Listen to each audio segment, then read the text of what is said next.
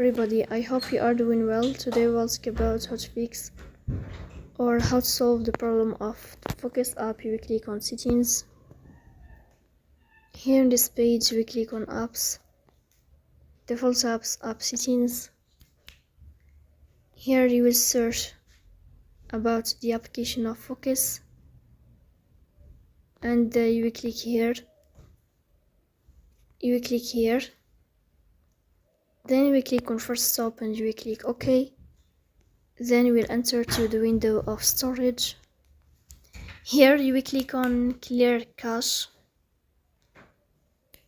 In the end, you will turn off your phone and you will wait a moment to restart your phone again to fix that problem. So that's all. Don't forget to support us by like and subscribe.